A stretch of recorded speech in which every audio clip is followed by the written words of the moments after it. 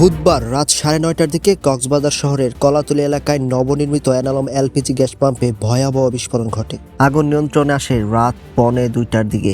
বিস্ফোরণে অন্তত 10 জন দগ্ধ হয়েছে, তাদের মধ্যে 9 জনের অবস্থা গুরুতর হওয়ায় চট্টগ্রাম মেডিকেল কলেজ হাসপাতালের বার্ন ইউনিটে পাঠানো হয়েছে। গ্যাস পাম্প সংলগ্ন একটি গ্যারেজে থাকা অন্তত 30টি গাড়ি এবং আশেপাশের বেশ কিছু ঘরবাড়ি পুড়ে ছাই হয়ে গেছে।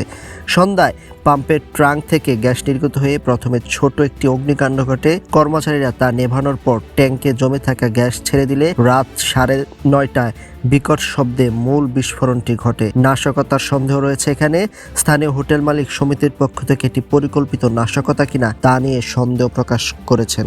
সেনাবাহিনী, বিমান বাহিনী, পুলিশ ও ফায়ার সার্ভিসের মোট 9টি ইউনিট যৌথভাবে কাজ করে আগুন নিয়ন্ত্রণে আনে।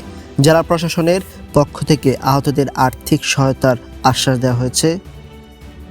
100 শব্দের মধ্যে সত্য ও বিশ্বাসযোগ্য খবর জানতে ফলো করুন নেক্সট স্পিডের ফেসবুক পেজ ও ইউটিউব চ্যানেল।